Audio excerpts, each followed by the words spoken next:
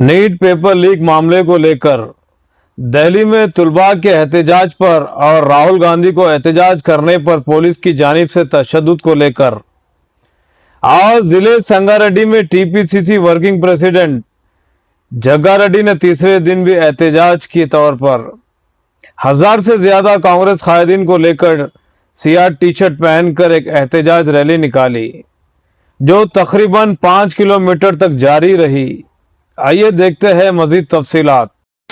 सोनिया गांधी गारी नायकत्వంలో ప్రియాంక గాంధీ గారి నాయకత్వంలో మల్లికార్జున ఖార్గే గారి నాయకత్వంలో కాంగ్రెస్ పార్టీ జాతీయ స్థాయిలో ప్రధానమంత్రి మోడీ క్షమాపణ చెప్పాలి దేశంలో ఉన్న స్టూడెంట్స్ అందరికీ, అలాగే సర్టిఫికేట్ మినిస్టర్ రాజీనామా చేయాలి. మనం ఈరోజు దాని కాంగ్రెస్ పార్టీ కార్యకర్తలకు నాయకులను 5 కిలోమీటర్లు మరి మనకు సంజయ్ నగర్ నుంచి ఇక్కడ గంగానగర్ మహాత్మా గాంధీ స్టాచ్యూ వరకు జిల్లా నిర్మల గారు గాంధీ విగ్రహానికి పూలను సమర్పిస్తారు.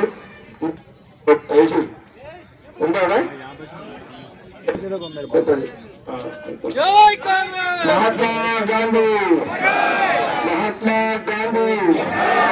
మరి మహాత్మా గాంధీ గారి బాటలో మహాత్మా గాంధీ గారి యొక్క శాంతియుత మార్గంలో ఈరోజు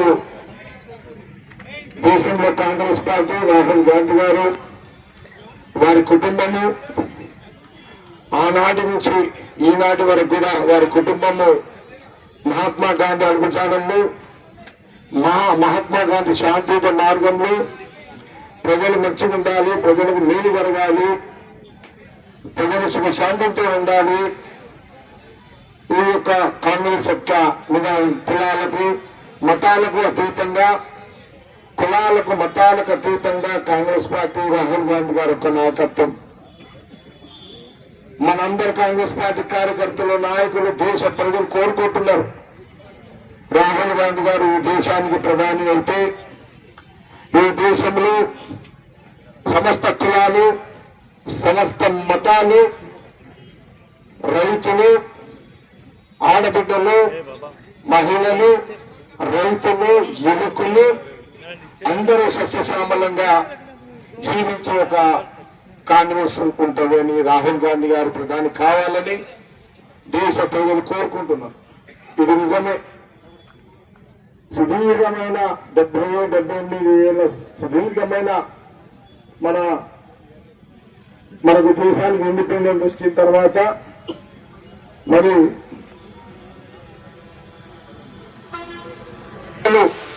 అన్ని గ్రామాలను పట్టణాలను ప్రతి పేదవాడికి ఆ గ్రామానికి మేలు జరగాలి, ఆ పట్టణంలో బస్తీలు మేలు జరగాలని ఆ రోజు సోనియా గాంధీ గారి యొక్క నాయకత్వంలో రాహుల్ గాంధీ గారి డైరెక్షన్ లో ఆనాడు ప్రధానమంత్రి మన్మోహన్ సింగ్ గారు ఉపాధి హామీ పథకాన్ని తీసుకురావడం జరిగింది.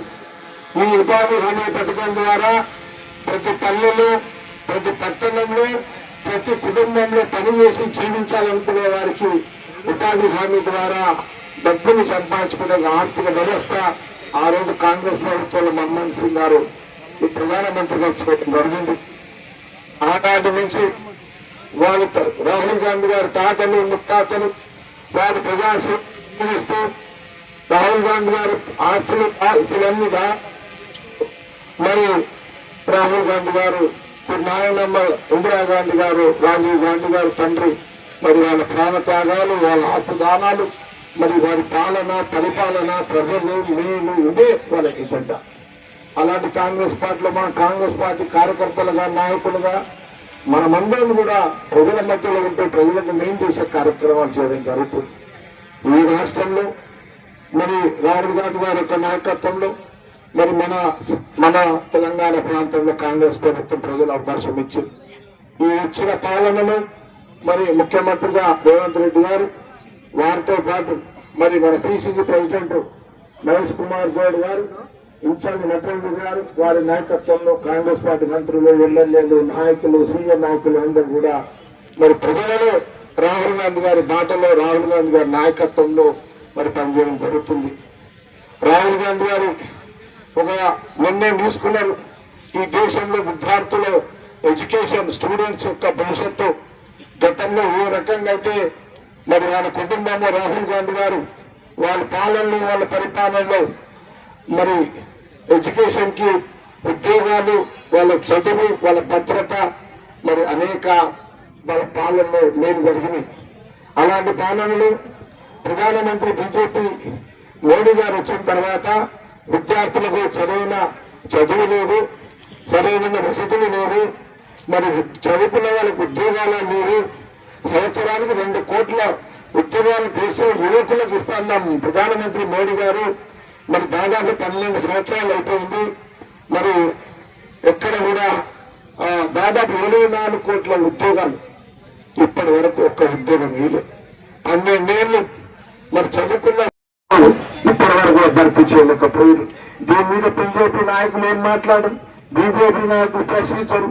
రాహుల్ గాంధీ గారు ఏదైనా ప్రశ్నిస్తే వారి గొంతు నొక్కే ప్రయత్నం, వారికి రాజకీయంగా అడుగడుగున అడ్డుగలిగే ప్రయత్నం రాహుల్ గాంధీ గారికి. దేశంలో వారు ఒక్క అడుగు వేసినా వారిని నిర్బంధించడం రాహుల్ గాంధీ గారిని, పార్లమెంట్ లో మాట్లాడకుండా మరి రాహుల్ గాంధీ గారు గొంతు నొక్కేయడం, ఇది ప్రధానమంత్రి మోడీ గారు మనం 12 ఏళ్ళ నుంచి చూస్తున్నాం.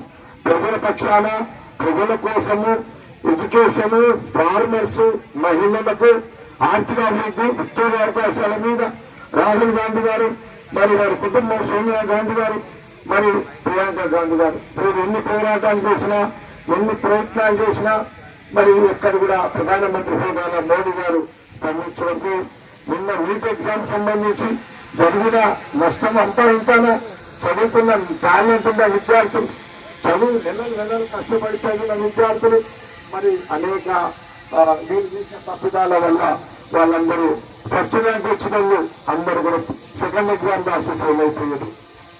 ఇది దీని మీద రాహుల్ గాంధీ గారు పోరాడుతున్నారు. అందుకే మన సోదర కార్యకర్తలారా, నాయకులారా, మరి రాహుల్ గాంధీ గారు ఉద్యమాన్ని ఆపేంత వరకు ఆపమని చెప్పి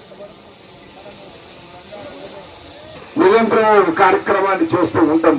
అలసిపోయేది లేదు, అలసిపోవద్దు. మరి ఏదో ఒక రాహుల్ గాంధీ గారు ప్రకటన వచ్చేంత వరకు మనం నిరంతరం కార్యక్రమాన్ని సంగారెడ్డి హెడ్ క్వార్టర్ లో చేస్తూ ఉంటామనే విషయాన్ని కూడా నేను సందర్భం తెలియజేస్తూ, మరి ఉదయం 11 గంటల 10:30 నుంచి మీకు దాదాపు మీరందరూ కూడా 6 గంటల సమయాన్ని ఈరోజు రాహుల్ గాంధీ నాయకత్వంలో మీరు సమయాన్ని కేటాయించడం జరిగింది. కాబట్టి ఈ కార్యక్రమం ఇక్కడ మహాత్మా గాంధీ గారి వారికి పూలమాలతో నివాళులు అర్పించి, ఎందుకంటే ఈ దేశము దేశ ప్రజలు సుఖశాంతంతో ప్రశాంతంగా జీవిస్తున్నారంటే ఆనాటి ఈనాడు మనమందరం అంటే మహాత్మా గాంధీ యొక్క అడుగు జాడలు, వారి ఆదేశాలు, వాళ్ళు మనకి ఇచ్చిన